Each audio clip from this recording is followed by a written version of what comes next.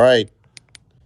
Good afternoon, good evening, or good morning, everyone, depending on wherever in the world you're joining us from. I'm broadcasting live from Twitter headquarters. It's David Sachs here. Elon is sitting next to me, and we want to welcome you to this historic Twitter Spaces event, and more broadly, a first in the history of social media. Tonight, I'm pleased to introduce two individuals who've done more to loosen the. All right, sorry about that. We've got so many people here that I think we are kind of melting the servers, which is a good sign.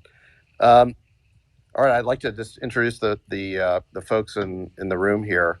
So it's safe to say we wouldn't be making history without the man sitting next to me, Elon Musk. His decision to purchase this platform last year to restore it to its original mission as a beacon for free speech, and even to expose Twitter's past complicity with a government censorship regime might have surprised many, but not those of us who've known and worked with Elon for nearly a quarter century. His commitment to freedom and his willingness to put his money where his mouth is upset the narrative control imposed on us by our government, elite institutions, and corporate media. Go ahead and send a heart up if you want to say thank you, Elon. Governor DeSantis first drew my attention and support when I saw how he responded to the COVID pandemic and refused to believe what we now know to be the many falsehoods that government experts and their media mouthpieces were feeding us. He kept Florida's schools open and its economy thriving, while my state of California chose 2 years of learning loss and lockdowns that we have yet to fully. Let's see. So, are we on? Yeah, I think so. Just to simplify this, I think we're just going to use your. Well, there's 382,000 people in the room. All right, great. So let's see. So they just keep crashing, huh?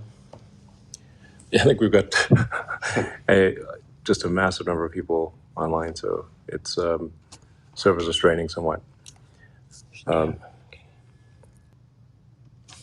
let's see.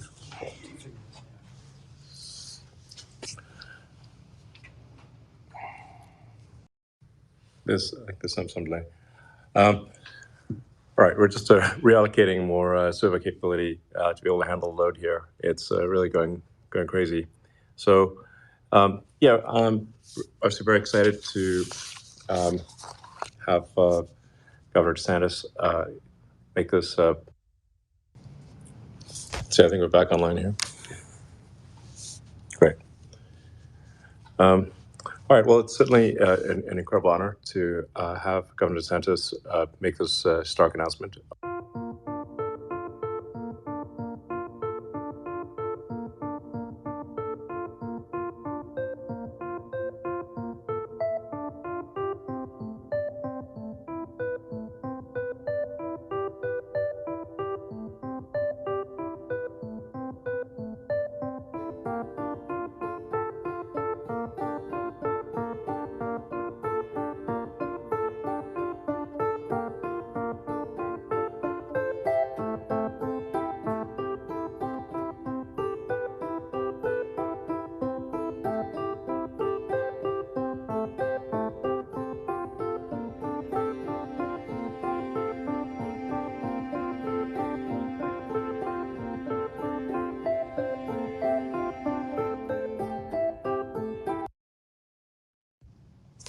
All right, great. Looks like we're ready to go here.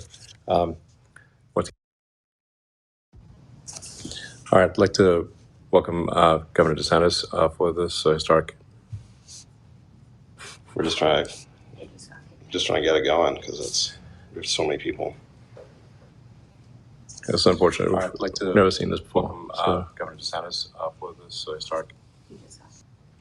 We're just trying to get it going because there's so many people.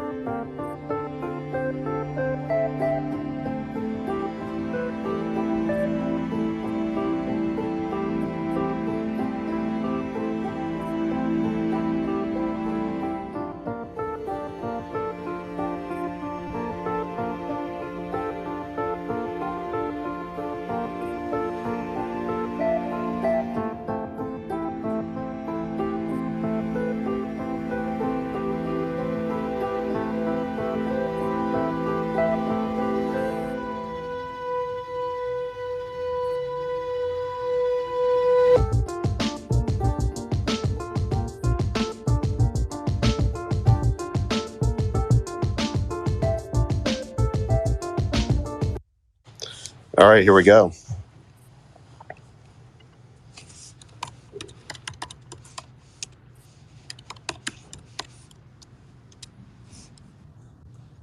All right, All right, I think we're broadcasting. all right. Man, I think we melted the internet there. Yeah, that was insane. Sorry. I'm actually doing this from David Sax's Twitter account because it looks like doing it from mine basically broke the Twitter system. Anyway, thanks everyone for joining. We're incredibly excited to announce if you want to have Governor DeSantis on with us for this historic announcement, and then look forward to live Q&A from the audience. So, with that. Yeah, I mean, so Governor DeSantis, are you there? Can you hear us? I think you broke. All I'm right, here. excellent. It's I know. exciting. I think you broke the internet there. We had over 500,000 people in one Twitter space, and it was growing by like 50,000 a minute. So, congrats on breaking the internet there. Well, yeah. You try some new things. You're gonna. Yes. It's adventurous. So Yes. But I think the value here is actually really high for people to hear directly from presidential candidates and to answer a Q&A live, and you can get a sense for how a candidate really is, and where it's not just canned speeches and teleprompters. It's in fact, you can tell by the some of the mistakes that it's real. Yeah. So with that, I guess I should turn it over to Yeah. Well, let's see. So, yeah, Governor, there's been a lot of speculation over the last couple of months about your plans. I understand that you may have an announcement to make. We've got, I think, a record audience assembled here. Probably the biggest room that's probably ever been assembled online. What would you like to tell them? Well, I am running for president of the United States to lead our great American comeback. Look, we know our country's going in the wrong direction. We see it with our eyes and we feel it in our bones. Our southern borders collapse. Drugs are pouring into the country. Our cities are being hollowed out by spiking crime. The federal government's making it harder for the average family to make ends meet and to attain and maintain a middle-class lifestyle. And our president, well, he lacks vigor, flounders in the face of our nation's challenges, and he takes his cues from the woke mob.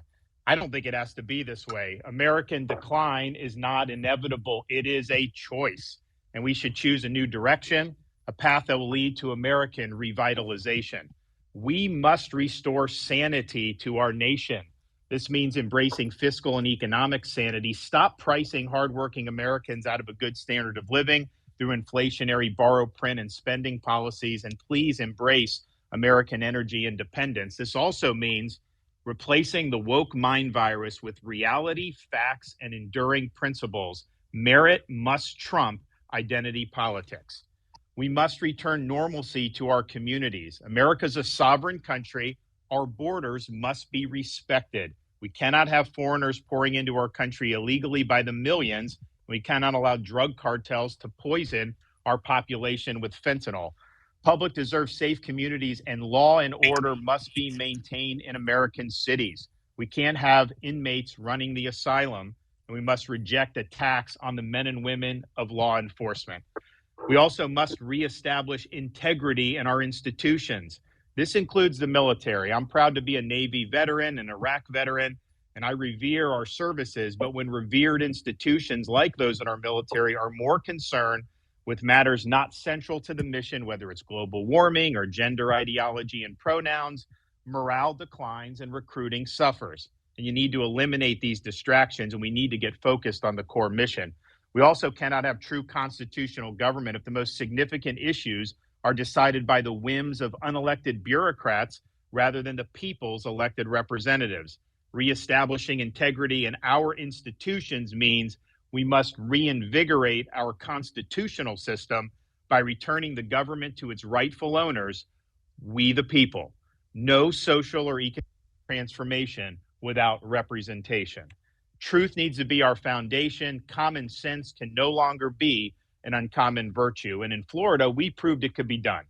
We chose facts over fear, education over indoctrination, law and order over rioting and disorder. We held the line when freedom hung in the balance. And we're thriving as a result. Florida is the nation's fastest growing state. We're number one in net in-migration, number one in new business formations, recently ranked number one in education. We have a 50-year low crime rate and one of the lowest tax and debt per capita in America. But we also understand governing is not entertainment. It's not about building a brand or virtue signaling. It is about delivering results.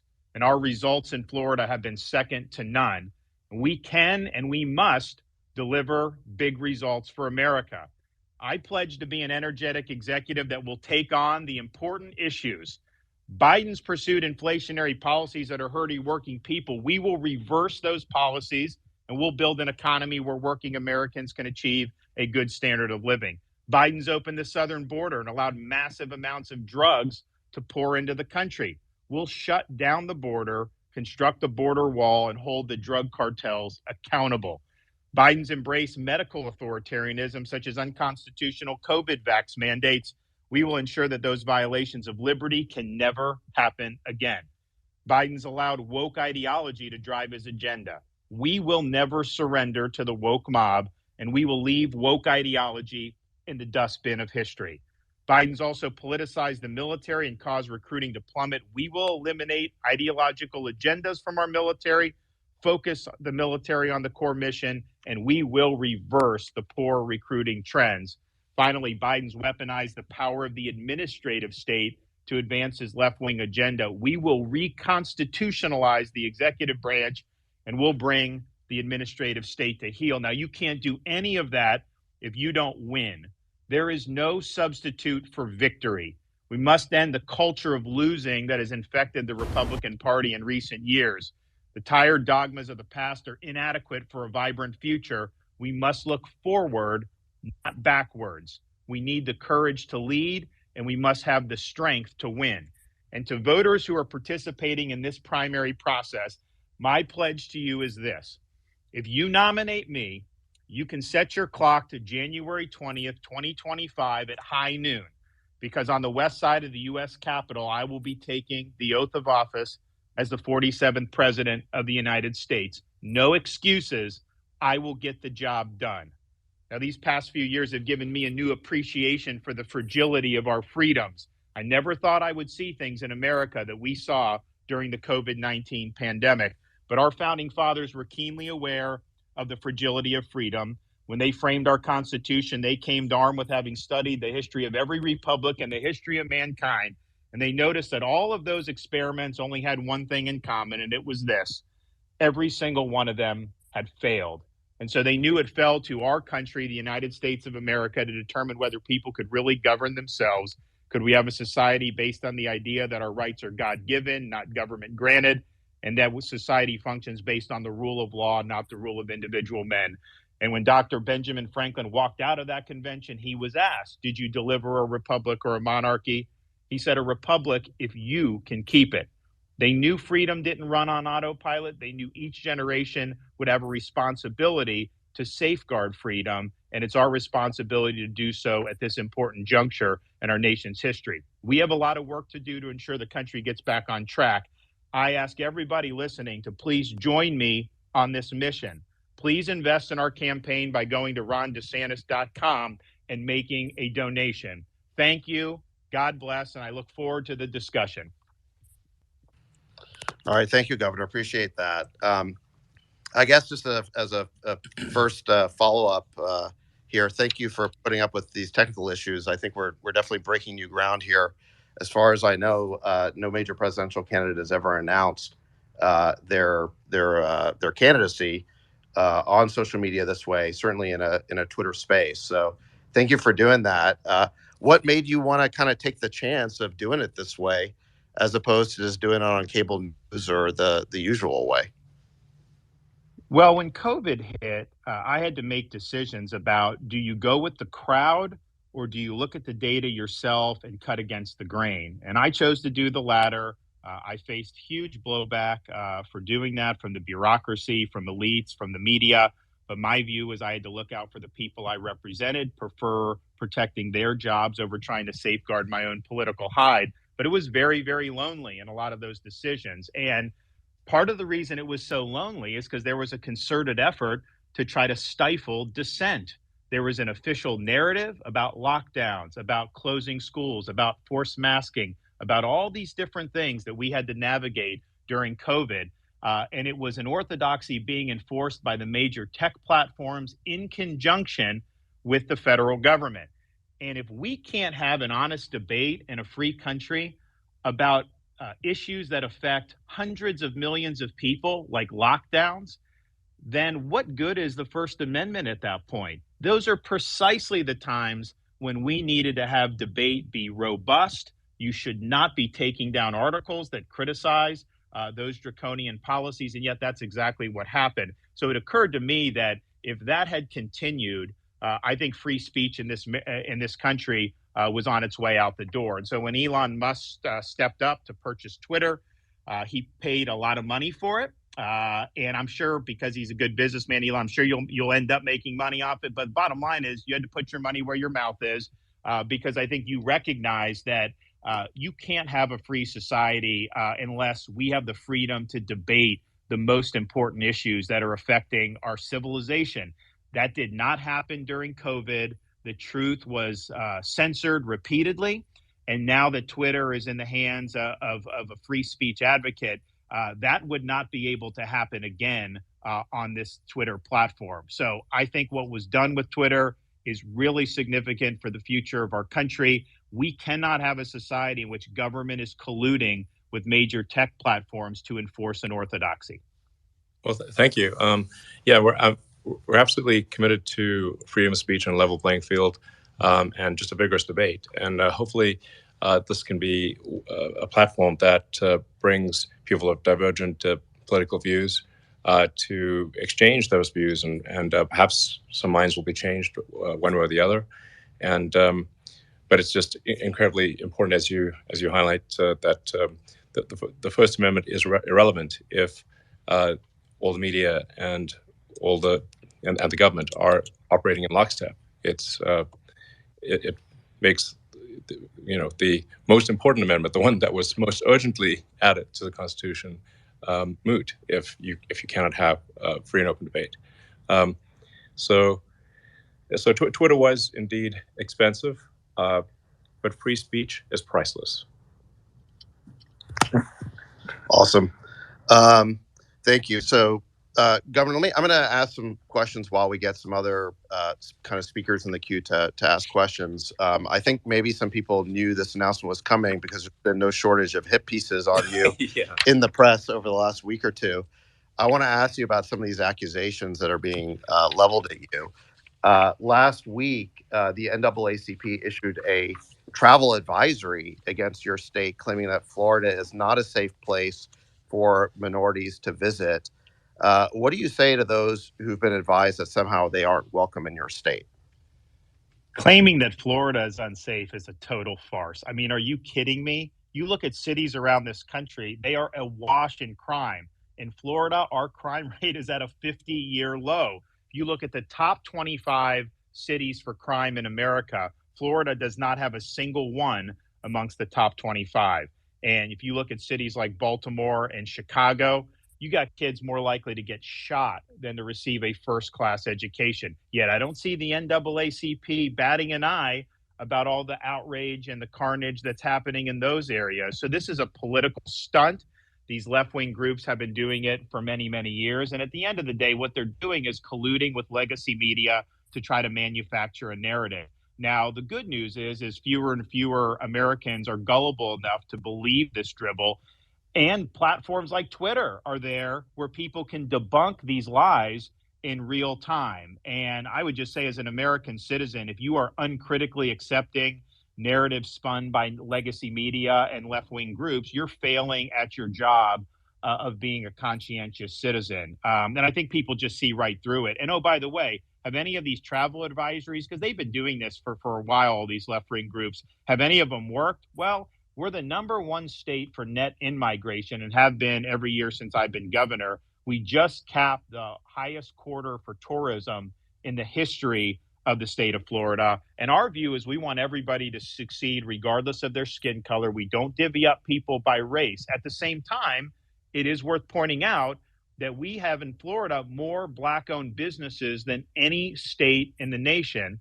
And we've also had more African Americans lead state agencies under my administration than at any time in Florida history. But with us, they're there because of merit, not because we're trying to play identity politics. And if you want to look at education, the Black students in Florida perform much higher than Black students in most other states. We rank number 3 in 4th grade reading and number 2 in 4th grade math amongst our Black student population. And oh, by the way, the head of the NAACP lives in Florida, and a lot of their board members have put out on social media during my governorship Florida vacations where they seem to be having an awful good time. That's great. Well, I mean, Florida's a great state, and I think the people realize that. Some of the things that are being said are just truly absurd. I mean, I saw some headline from The Atlantic basically claiming that anyone who listens to this Spaces on Twitter is basically a Nazi. That was The Atlantic, and then Vanity Fair said that that you were hosting or interviewing because David Duke wasn't available. Oh yes. Although I'm not totally sure who they were saying was David Duke. I don't know if it was you or Governor DeSantis. It's sort of a little bit unclear, but I think this is a function of the legacy media, these corporate journals. They're in their little bubble. And to draw allusions to stuff like that, I mean, how crazy do you have to be? But in their little bubble, it sounds like they're making some type of profound point. And so part of, I think, what Twitter is standing for is people should be exposed to different viewpoints. And I think the elites in our society have tried to cluster themselves to where their assumptions are never challenged. And that's not a good way, I think, to live. It's also not a good way to be a critical thinker, because no one's ever going to question obviously wrong assumptions because everybody around you shares them. Absolutely. And I think they become totally hysterical because they don't like the idea that their control over the media is being, disintermediated. Yeah. Because now, candidates for president can just speak directly to people through platforms like Twitter. Yeah, I mean, the amazing thing about Twitter and things like Spaces are that, although I happen to be hosting it, I had to switch over to David hosting it because my account was actually there's too much interest. But my account was breaking the system. But there's really never been a mechanism before where someone could address the nation, or anyone who wanted to listen to them could from anywhere in the world. United States or anywhere. So I think this is a really profound change. And it's also like it's not just whether the media reports something, an article is true or not. Even more powerful is deciding what the narrative is. And totally. So, it's just like, if there's only so much you can actually fit in a newspaper or a magazine, and there's only one thing you can really put on the cover of a magazine. So that whoever's deciding that is deciding to not talk about other things. Whereas with a public digital town square like we have here, it's possible for the public to choose the narrative. It empowers the people instead of a very tiny elite cabal, which I don't recognize the irony of me using that phrase. But nonetheless, it's true, and you judge by the results that this is a means for the people to decide the narrative, and for the people to decide which way a debate will go. Not sort of 5 editors-in-chiefs of a few newspapers, basically. Yeah, and I think one of the really crazy things that happened during COVID is that social networks really started censoring dissenting viewpoints on COVID, medical viewpoints that ended up being totally correct in lockstep with what the mainstream media was doing. So basically, big tech platforms were undermining their main reason for existing, which is giving people a choice. And actually, there's somebody who I think knows more about that than any of us, which is Dr. Jay Bhattacharya, who's a professor of medicine at Stanford. I want to pull him in here. Jay, you go ahead and unmute yourself if you can. It'd be great to hear from you. I know that during COVID, you worked with Governor DeSantis. It'd be great just to hear a little bit about your interactions and if you have a question for the governor. Thank you, David. Yeah, I mean, it was an absolute honor to work with Governor DeSantis, and I was really impressed by his decision making in the face of an absolute firestorm of criticism. But Governor, you did the right thing when you opened the schools. And my kids in California for a year and a half didn't see the inside of a classroom, whereas Florida kids were in school. And you can see it in the results, and the learning loss numbers are so much better in Florida. Uh, I'm really curious, Governor. As you're running for president, what are your thoughts about reforming, the public health authority in the United States and the federal government, the CDC, the FDA, the NIH? How do you see the reforms we need so that the mistakes of the lockdowns that happened during the pandemic don't happen again when there's another pandemic? Well, first, we need an honest reckoning about what happened during COVID. And the only honest reckoning is that all of those agencies, all of the elites, the public health establishment, they failed. They instituted bad policies. Obviously, it's a novel virus, but I think what happened was when the data was becoming more and more apparent that the path they were on was wrong, they doubled down and wanted to do it even more. And I really believe had Florida not just kind of stood in the way, I think this country would have had rolling lockdowns for probably a 2-year period. And so their impulses were authoritarian. They were not following the data. And I think the US government needs to acknowledge the failures. And I think all of those agencies need to be cleaned out.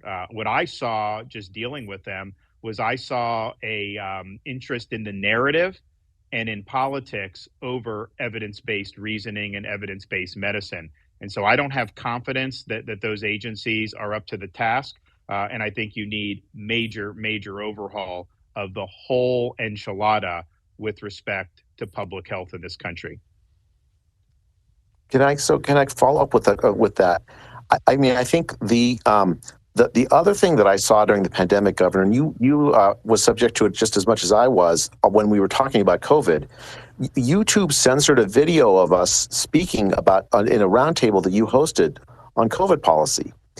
There's so much of the federal government infrastructure went into suppressing honest scientific discussion during the pandemic. So it's not just public health agencies, but other agencies inside the federal government that worked to suppress the speech of Americans. And I'd love to hear your thoughts about it. No question. So I'm actually in Florida. We recognize the danger there. So I'm actually going to be signing a digital bill of rights for Florida pretty soon, which will bar all state and local government officials from colluding or working with a technology company for the purpose of censorship of speech.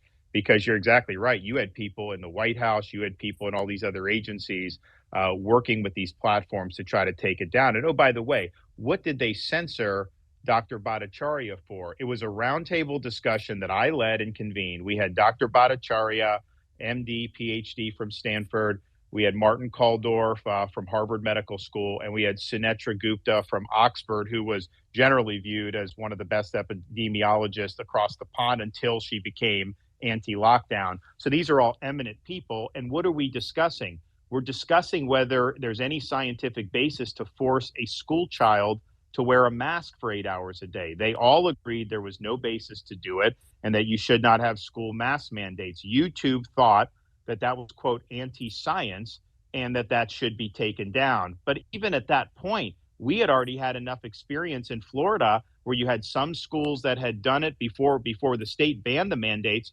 You had some schools that had done it, some schools didn't, and the results were no different. And yet his video was taken down by Google YouTube. So it was a huge problem. And yes, I think the federal government, FBI, DHS, any of the health agencies, it's unconstitutional for them to be delegating speech restriction to a private company. You can't do indirectly what the Constitution would clearly forbid you to do directly.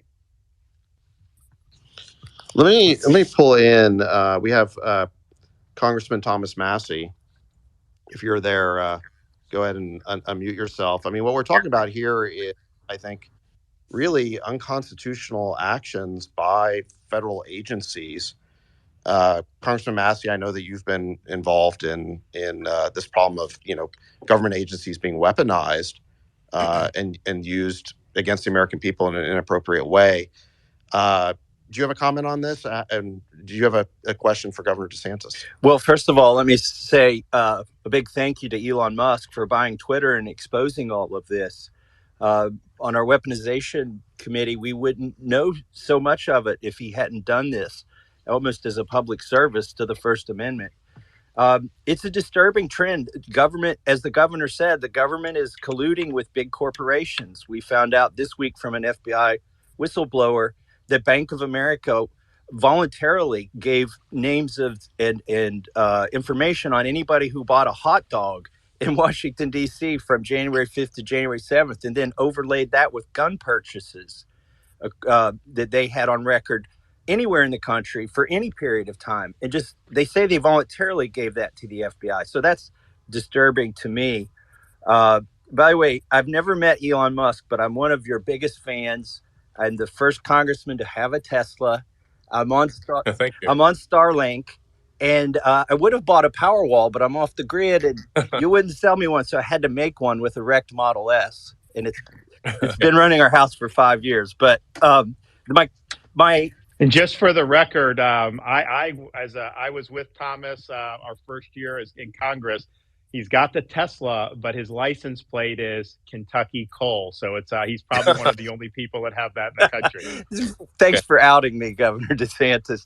But no, so Governor DeSantis, my question to you is, you served here in Congress for 6 years with me. And why is it that Congress is so feckless at reining in these government agencies? And what do you think we need to do?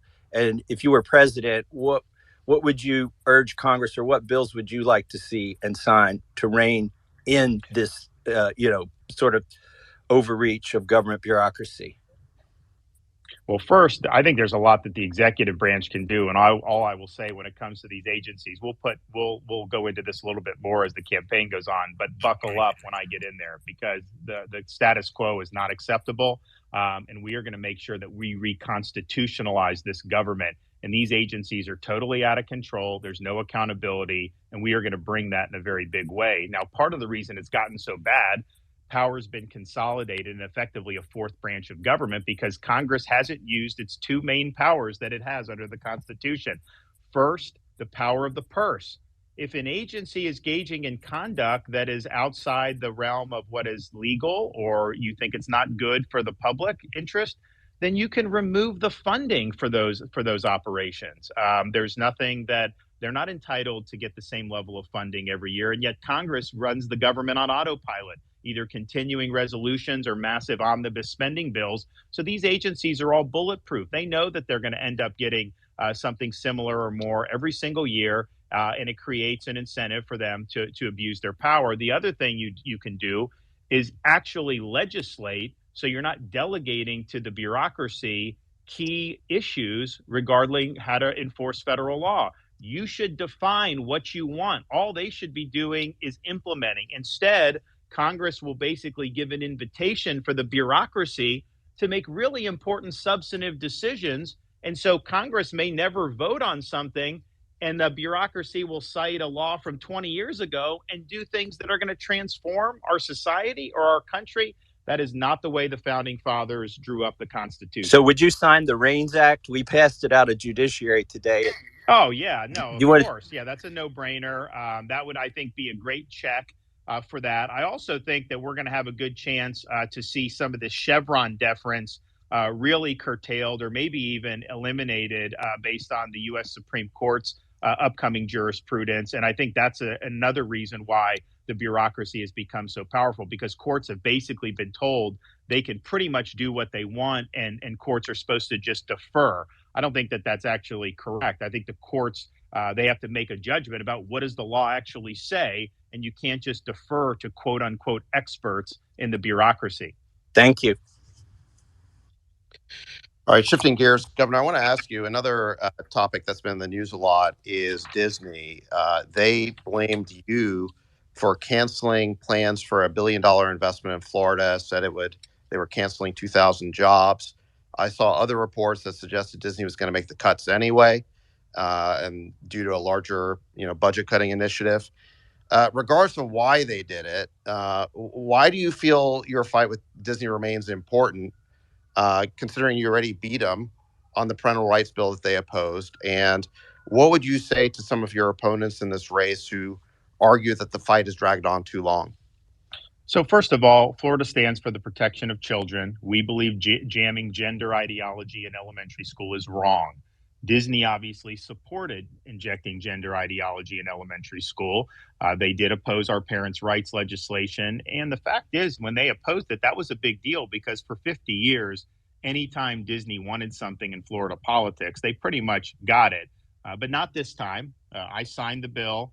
We did, as you say, win on the issue. But what happened was Disney's posturing, some of the other statements that their executives were making, kind of the corporate culture had really been outed as trying to inject matters of sex into the programming for the youth. And I think a lot of parents, including me, look at that and say, that's not appropriate. I mean, we want our kids to be able to just be kids. And that's kind of our mantra. So you had this setup that Disney engineered many decades ago, where they actually had their own government that they controlled with no accountability. They were exempt from the laws that all their competitors had to follow, massive tax breaks, and they even racked up municipal debt.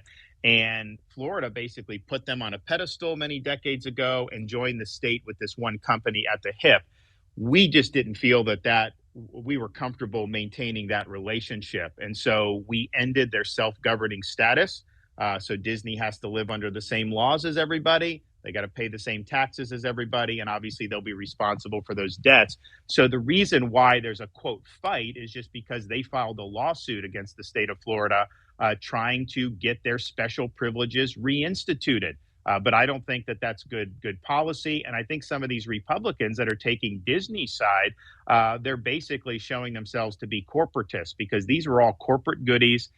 This is not the way you would run a competitive economy. And the arrangement had really outlived its usefulness, but it persisted because Disney was so politically powerful. I think the company's ethos have changed in a way that's alienated a lot of people in our legislature and in Florida. And so there was really no justification to keep it. But make no mistake, they're suing to try to get special privileges. People are making money in Florida hand over fist because we have a great business climate. That's not good enough for them. They want to be treated differently than Universal and SeaWorld, and we don't think that that's appropriate. So, I think that they should withdraw the lawsuit, but obviously we're going to defend our actions because we think we have the right to do what we did. It's funny, the media used to criticize Republicans for being in the pocket of big corporations, and now they're attacking you because you're not.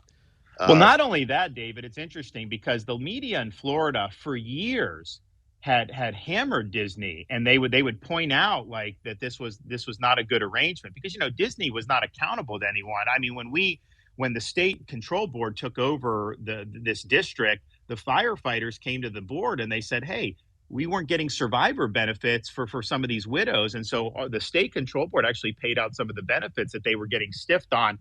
There were a lot of people in Central Florida who were really thankful that there was some accountability being brought to bear because, it's human nature. If there's no accountability over any individual or entity, of course, they're going to behave differently than if you have normal accountability. But the media was always very hostile to that.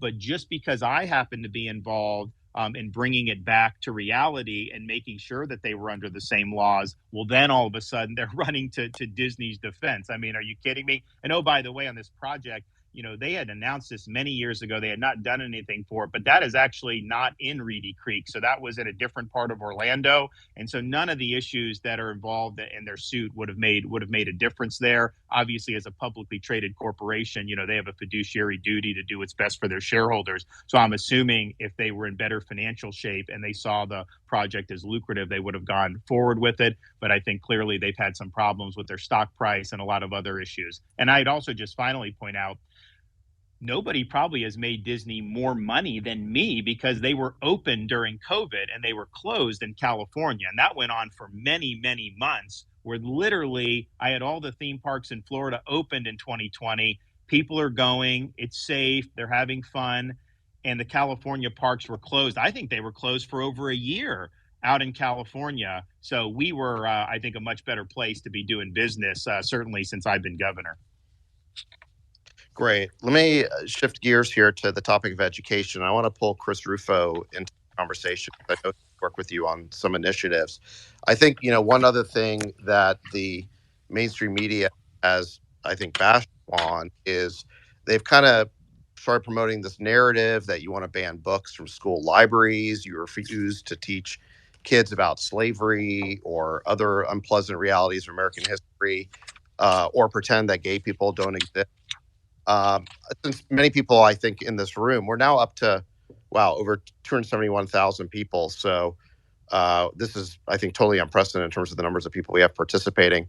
By the way, I think Twitter's working much better now. I think it crashed because when you multiply 500,000 people in a room by an account with over 100 million followers, which is Elon's account, I think that creates just a scalability level that was unprecedented. But with my meager followership, it seems to be working much better. It's we have some scaling issues specifically related to my account. At one point in January, if I tweeted above a certain size, it would crash the servers. Yeah. And then anyone else who was tweeting at the same time would lose their tweet as well. So in any there's some event, scaling issues. Yeah, well, we're breaking new ground here. We're scaling issues. Yes, you're breaking new ground when there are bugs and scaling issues. But in any event, back to the question I was asking you, Governor DeSantis, about education. The media has been, saying you're trying to ban books, you refuse to teach kids about slavery, you want to say that gay people don't exist. What is the truth of the matter for people who maybe have never heard from you before? And then I want to pull Chris Rufo in on this as well. Yeah, so the whole book ban thing is a hoax. There's not been a single book banned in the state of Florida. You can go buy or use whatever book you want. What we have done is empowered parents with the ability to review the curriculum, to know what books are being used in school, and then to ensure that those books match state standards and are age and developmentally appropriate. So, for example, parents have flagged books in schools that, for example, teach middle school kids how to use sex apps, that provide graphic depictions of sex acts and sex toys for people as young as 5th grade. And so clearly that is not appropriate to be in a middle school classroom. And so parents object and the schools take them out. I did a press conference that we called Exposing the Book Ban Hoax. And before I had the parents come up, before I spoke, I just played the video that had the images of the books that the parents had objected being in their kids' classroom. And the local news had to cut the feed because they said it was too graphic. Well, if it's too graphic for the 6 o'clock news, how is it okay for a 6th grader or a 5th grader? And so nothing's being banned. They're basically ensuring that we make curation choices that are consistent with state standards. And on the racial history, we eliminated critical race theory from our K through 12 schools. That was the right thing to do. In other words, we're not going to take a kid who comes in at 6 years old and say they're an oppressor or oppressed based on what their race is. That's divisive. That's wrong. We're also not going to be teaching people to hate their country. But what we are going to do is teach the accurate history. So in the same bill that banned critical race theory, we required teaching thoroughly about racial discrimination that occurred in American history. And Florida's history standards require all of those subjects from slavery, Reconstruction, segregation, all of that to be taught, and will continue to do that. So I think what you see is the left and the media colluding on this. They don't want to actually defend what it is that we are actually legislating or regulating. So they create these hoaxes that somehow you don't want kids to learn that slavery existed in America, which is preposterous. No one actually defends the offending material. And the question is why are there people intent on trying to get this stuff into the classroom? And I think it's part of a political agenda. So our mantra in Florida is this: purpose of the schools is education, not indoctrination. Yes, I think it's very inappropriate to have sexually explicit material in a 5th grade library, 100%. But it's also the case that if you're focusing on that type of instruction, there's an opportunity cost involved. Why shouldn't we be doing more on science or reading or math? And so I think we're getting it right. And I think almost invariably, and Chris Rufo's had to deal with this too, when they're trying to craft these narratives, if you just peel back the onion, you realize that this is something they're manufacturing. Yeah, that makes a lot of sense. I mean, I was actually under the impression that there were some books banned, so this is news to me.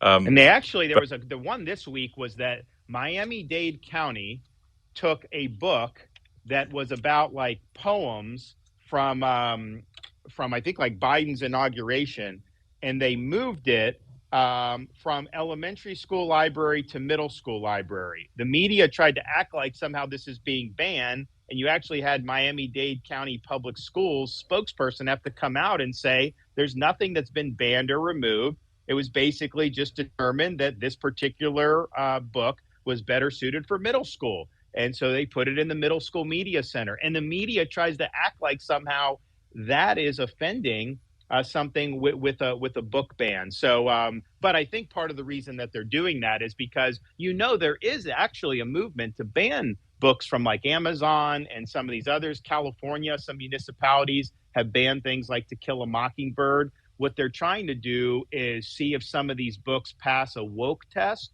And if they don't, they are going against some of those books. Whereas in Florida, you can buy whatever book you want. But that's a different question than what would be appropriate for a third grader or what would be appropriate for a sixth grader. Government, by definition, has to make those choices about what type of curriculum we want to put in front of our students. And the parents obviously have an important voice in that. Absolutely. Well, in fact, a friend of mine, Tim Urban, who has a blog called Wait But Wine, is really one of the most reasonable people on earth and one of the most reasoned people I've ever met. Had a lot of trouble actually publishing his book, simply because it debated sort of sacred cows of woke ideology. But an incredibly reasonable book. So that is the kind of de facto book banning and de facto book suppression that I see quite a lot of, is that publishers are unwilling to take risks. Let me shift gears here for a second, because I know we're running out of time. We're supposed to end, I think, around 4 Pacific. But thank you for giving us a little bit of extra time here, Governor. Shifting gears to a major federal issue, immigration. We see I've seen these videos on social media and on TV of what looks like just insanity at the border. What is your take on what's going on there, and how would you address that as president? Well, I'd reverse what Biden's doing. You need to shut the border down. You should not be entertaining these asylum claims for people crossing illegally. Asylum is a legitimate thing, but these are people that when they come, I mean, they're being persecuted. These people coming overwhelmingly are economic migrants that are coming across many other different countries. They should be applying for asylum there if they were truly qualifying for that, but they're not. They know that if they just show up at the southern border, and these are people all over the world that are coming illegally, they know that they will get a sheet of paper saying, okay, come back for a court date in 3 years, and they get released to the interior of our country. It's an absolutely insane system. So we'll stop that. We will move on day one by declaring a national emergency. We will construct a border wall. We will make sure we have remain in Mexico and that we're not entertaining those claims in that way. And we really need to hold the Mexican drug cartels accountable, because they're facilitating a lot of this migration. They obviously make money off of it. They treat a lot of these people very horribly as they're trafficking them through Mexico and into the United States. And of course, the cartels have been responsible for moving massive amounts of fentanyl into this country. And that's killing tens of thousands of Americans every year now. And what they're doing is they lace the other types of drugs with the fentanyl. So you may have like a teenage kid doing something they probably shouldn't do, but in prior generations would not have been fatal. And now if it's laced with fentanyl, these kids can overdose and die. And so mothers are losing kids as a result of this fentanyl epidemic. And I just don't think you could allow these criminal organizations to continue poisoning our population. So it'll be a day one issue. We will bring overwhelming amount of resources to deal with it. And we are going to stop this insanity once and for all. There's a, I think, follow-up question on immigration from Steve Dace, who is a national radio personality and I think an important commentator in the great state of Iowa. Steve, do you have a comment or question? I think you just need to unmute. If Steve can unmute, then we'll go ahead and ask him for a question. If not, we'll keep rolling here. All right, 3, 2, going, gone. I'm there, All right, guys. sorry, Steve. I'm there, guys. Oh, Sorry there about you There go. he is. All right. Yeah, I'm my bad. First of all, I want to echo what Congressman Massey said to Elon. Elon, if I put down money on January 1st, 2022, that Twitter was going to be the last bastion of free speech on earth, brother, I'd be about as rich as you are on that bet right now. I mean, it's incredible what you have done here, and the restoration of a lot of accounts of people that were truth tellers and were ran from here for telling the truth. I saw a meme the other day that said, of course, you have scientific consensus when you censor all the scientists who disagree. So I wanted to just say, first and foremost, on behalf of a lot of grateful people around the country and the world, really, thank you very much for that and the investment you made in that cause. Thank you. A question is a follow-up to you, Governor, on this very issue with immigration. We have heard a lot over the years, lock her up, drain the swamp, going to build a beautiful wall, Mexico's going to pay for it, and crowds cheered, and everybody loved it, and brands got built, and nothing got done. What is the bottom line assurance that you can make to the people that are listening right now, all over the world and all over the country, that you can actually do the agenda that you just articulated when others tweeted about it and talked about it, but then couldn't actually follow through? It's a great question because I share that frustration. I think even my worst critics in Florida will acknowledge when I tell people I'm going to do something, I don't make promises or say I'm going to do something lightly. I've thought it through, and I know that I am going to follow through on what I tell people I'm going to do. So this is one.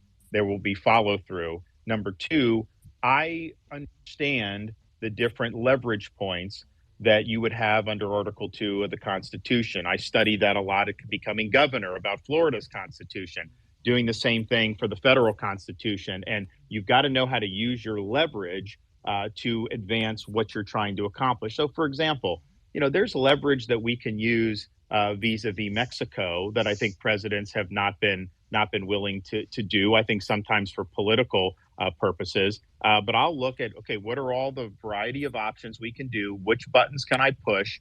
And I will do that to be able to bring this issue to a conclusion once and for all. We had Hurricane Ian come through Southwest Florida, Category 4 plus storm, September of 2022. And it did a lot of damage. But one of the things it did, it knocked out a bridge going from the mainland to Pine Island, and it severed the Sanibel Causeway in 3 different locations. And the locals were being told it's going to take 6 months to get that stuff repaired. And so they came to me, even though these were not state-owned bridges, and they said, can you help us? And I said, okay, I'll do it. So I got my guys together. I said, listen, no bureaucracy, no red tape, and no excuses. Get it done. We need to open these bridges back. Pine Island Bridge reopened 3 days later. Sanibel Causeway opened 2 weeks after that, way, way ahead of schedule, because we wouldn't take no for an answer, and we wanted to make sure we got it done. So for me, it is not a campaign slogan that you get in and then forget about it. As an American citizen, if I wasn't running, this would be an issue that bothers me. I've put a lot of my capital as Florida governor involved in combating illegal immigration. We banned sanctuary cities my first year. We just did a strong anti-illegal immigration bill in Florida that's working. I've put marine assets in the Florida Keys to help the Coast Guard repel boats from places like Haiti. I have people at the southern border right now helping Texas, and we've even been able to relocate illegal aliens to places like Martha's Vineyard. So I don't think any governor has probably gone out of his way to do more to try to make an impact on this issue. And I'm not going to take no for an answer. And I think our voters are sick of the empty promises. They want to see action. Thank you, Governor. Well, Governor, I saw the cover of Time Magazine this week. And I think they were trying to do a negative story because they had you were sort of scowling in this portrait they made of you, and in the article they call you they compared you to the Terminator, and I think they meant insult, but I thought it was kind of cool. I thought it was a good thing because I think we need a cool-headed, ruthless assassin to go in and basically take on the woke mob, take on our out-of-control government, and take on problems like the ones at the border. So, again, I thought it made you sound great, even though that may not have been their intention. Well, look, at the end of the Yeah, day, this whole business that we're in is about producing results. I don't care about fanfare. You know, I'm the governor, like that is, I'm known, right? And I go around the state and everything, and people are very nice. And so, I mean, I appreciate the well wishes, but I don't need any of the fanfare. I don't need any adulation. I just know I'm in a position where I have a chance to make a difference, and I'm either doing it or I'm not. And I remember sitting at the desk in the state capitol my first day as governor 4.5 years ago. I looked around the room and I thought to myself, I don't know what SOB is going to succeed me in this chair, but they are not going to have anything to do because I'm getting all the meat off the bone. I am going to make sure that I'm leaning into issues and making an impact. And we have done that in the state of Florida. And I bring that exact attitude up to 1600 Pennsylvania Avenue. Governor, I'd love to jump in and follow up on that. This is Chris Rufo, and I've had the honor of working with you in the past few years on critical race theory, gender ideology, and the DEI bureaucracy. And what I've seen up close and personal is that while many conservative politicians, going back decades, have made headlines and got on television playing culture war, they never actually get anything done. And what you've done over the last few years is really astonishing. You've eliminated CRT from all Florida's public institutions. You've stopped gender ideology dead in its tracks in K through 12. And just last week, you eliminated the DEI bureaucracy in all of Florida's public universities. They'll be shut down completely. And I think what you've done is established a blueprint for fighting back against the left's long march of the institutions and making sure that those institutions reflect the value of Florida voters, not left-wing activists and the partisan press. So my question for you is, DC is another animal. It's quite different, the scale of the federal government. And how are you going to deliver results? And what is your culture war strategy facing down the swamp in DC? Well, some of it is similar in this respect. When we're taking on things like DEI, you get blowback from legacy media and the far left.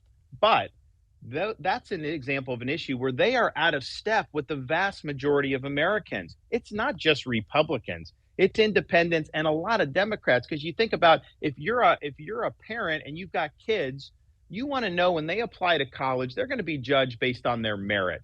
And they're not going to be roadkill in some type of woke Olympics where they didn't fit some category and so they're denied opportunity. They want to make sure that achievement matters. And so we get a lot of quiet support for a lot of those things. And so I think what I do, just because, look, I'm a blue collar kid. I grew up in the Tampa Bay area, working minimum wage to get through school. My grandfather worked in the steel mill in Western Pennsylvania. I just know instinctively kind of what like normal people think about all this stuff. And I have a good sense of when the legacy media and the left are outside of where the average American is, because people want you to be using common sense. And things like DEI, I mean, when I was growing up, I think things were better because people were actually told you should try to get along. Now they're told you need to segregate. And it's just crazy that they're trying to do all this stuff. So by eliminating that, there's a lot of people that were really happy about that, including people that certainly are not traditional Republicans. And I think there's similar issues when you do in the federal level. It's also the case that there are some tools at the federal level that we don't necessarily have at the state level. For example, some of the problems with the university and the ideological capture, that didn't happen by accident, can trace back all the way to the accreditation cartels. Well, guess what? To become an accreditor, how do you do that? You've got to get approved by the U.S. Department of Education. So we're going to be doing alternative accreditation regimes where instead of saying you will only get accredited if you do DEI, you'll have an accreditor that will say, we will not accredit you if you do DEI. We want a colorblind, merit-based accreditation scheme. And so as president, controlling that agency, you can then approve other types of accreditation. So I think part of it is just knowing where are all the pressure points? How does it get to the point that we then see and that somebody like you will run a report on Like when you see some of the outrageous stuff that's generated in some sociology department at a university, that didn't just happen out of thin air. There's a reason why we got to that point. And I think that there are some tools with the federal government where you can push back and try to get these institutions moored in a more foundational direction about, hey, we're pursuing truth here, and we're not here to try to impose one niche ideology on the entire student body.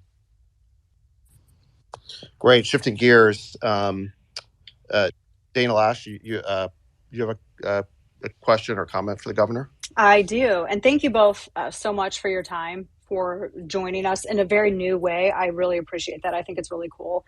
And for your support of free speech, too. And Elon, I have to say thank you for taking the arrows and for unthrottling the accounts of all of us who got in trouble for sharing a New York Post story about a laptop. And Governor, I wanted to thank you for your leadership and your unwavering support of Second Amendment rights. And you're on my program tomorrow, and I just got to say, you got my vote in the primary, so I appreciate it very much. You were talking about DEI just a minute ago, and I want to ask you both about this growing threat against natural rights and free enterprise. It's this threat of debanking. Now, I know that, Elon, I've read so much about you and what you've gone through. You've called ESG criteria evil incarnate. Governor DeSantis, Florida, saw financially weaponized wokery earlier this year when Wells Fargo Bank dumped both the business and personal accounts of a very prominent and well-respected gun dealer in Florida. They'd been together for 25 years working with Wells Fargo, and they cited new ESG guidelines. Now, similar to the DOJ's previous Operation Choke Point, all these activists for various causes are using this regulatory guidance to debank what they consider to be politically incorrect businesses for the sake of risk management. Now, we say that our rights should not be infringed upon by the government, but what can and should be done about activist-guided financial institutions and these payment processors who are essentially cutting off law-abiding citizens and businesses? Well, I think it's a fundamental issue that I think not enough conservatives have been wise to. I think more and more are. But at the end of the day, we have certain fundamental rights. And so maybe you're somebody that is, really excited about your Second Amendment rights. And obviously, if the government comes in and infringes that, we know you blow the whistle on that. That's a problem. But what if Wall Street banks are colluding so that somebody can't function in that space, whether it's running a store or anything involving that? Your rights are still being infringed upon in that situation. And so I think this whole ESG movement is really trying to do through the financial sector what they could never achieve through the ballot box. And so they're trying to do an end run around the constitutional system, and they're really trying to change policy. They're trying to change society, and they're trying to change the scope of people's rights. And so in Florida, I just signed anti-ESG legislation, which said things like no ESG criteria in our pension fund. We got a $180 billion state pension fund. No social credit scores for consumers when they're going to bank. In other words, if you apply for a loan, that loan should be judged based on your credit worthiness, not whether you're genuflecting to the appropriate left-wing causes. But one thing we did do is we did provide protection against this debanking with the woke banking. No discrimination based on your religion and other things, which we know is happening. So I think it's a fundamental question, but we will not be a free society if major financial institutions can do through the economy what people could not achieve through the ballot box. Our rights will be restricted, will be the end result, and that's not healthy for a free country. As a follow-up to that, Governor, Dana mentioned Operation Choke Point, and that is a term that's very familiar to crypto companies in Silicon Valley and fintech companies. Basically, it refers to an effort by the federal government, including the SEC, to basically regulate blockchain and crypto companies out of existence. They really feel like they're being driven out of the country. And I'm not talking about scammy ones or the totally fake ones like FTX, but really high quality, good companies, including companies that are public like Coinbase. And these guys are basically begging the government for just a framework. They're just like, tell us how to operate legally and we'll do it. I guess where do you come down on this? What is your view, I guess, broadly of Bitcoin and people's right to hold Bitcoin and to transact Bitcoin? And Dogecoin. You have every right to do Bitcoin. The only reason these people in Washington don't like it is because they don't control it. And they're central planners and they want to have control over society. And so Bitcoin represents a threat to them. And so, as you're saying, they're trying to regulate it out of existence. Look, could Congress enact a statute to ban things like Bitcoin under the Constitution? They may be able to do. I would oppose that. I think people should be able to do Bitcoin. But Congress has never addressed this in this fashion, and for the bureaucracy to just do it on their own and make it so people can't operate in that space. That's what we mean when we say we've got to return the government to the people's elected representatives who are our voice to be able to make these decisions. And so, as president, we'll protect the ability to do things like Bitcoin. I think these are people that are sophisticated. They can make decisions. There's risks involved with it, but let them do that. I just do not have an itch to have to control everything that people may be doing in this space. And I think that the current regime, clearly, they have it out for Bitcoin. And if it continues for another 4 years, they'll probably end up killing it.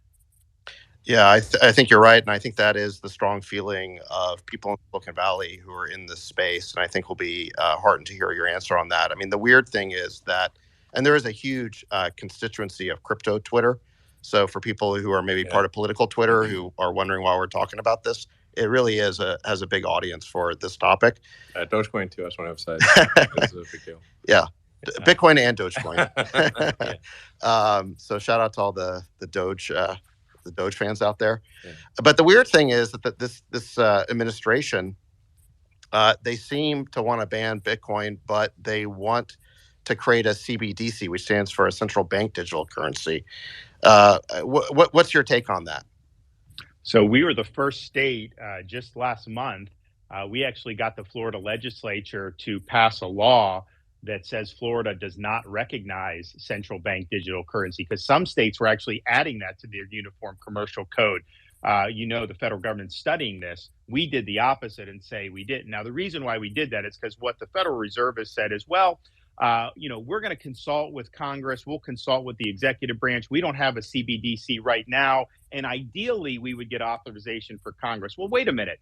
It's not ideally. You must get authorization from Congress. I don't think Congress would authorize it. So if they unilaterally try to do this, we're trying to provide protection for people here in Florida. I know Biden did the executive order. They're studying it. I can tell you, if I'm president, we are not doing a central bank digital currency. I think that would be a huge, huge imposition on people's financial freedoms and financial privacy. And oh, by the way, what would the logical result of this be? If the central authority has oversight over this, of course they're going to start imposing ESG criteria. Oh, wait a minute. You filled up your gas tank 3 times this week. You can't do any more.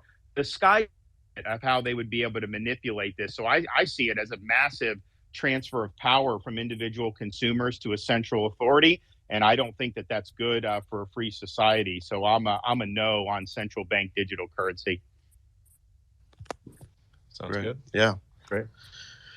Well, Governor, I want to thank you for the time. We could go for hours here, but I know you only had an hour and we've gone over that. So I want to be respectful of your time. I know there's so many people who want to ask questions, and we should do it again. I mean, I think it was fun. I think this is great. And we'll make sure that that we come back and do it again. This is a great platform. I mean, I would like to see other platforms going in the same direction, but a healthy democratic society needs the robust debate. So I just want to thank everybody for listening in, and I'll just make that pitch again. We want you on the team. We'd love for you to go to rondesantis.com and make a donation so that we can get this done on this nomination and win the election in November of 2024. God bless everybody, and thank you.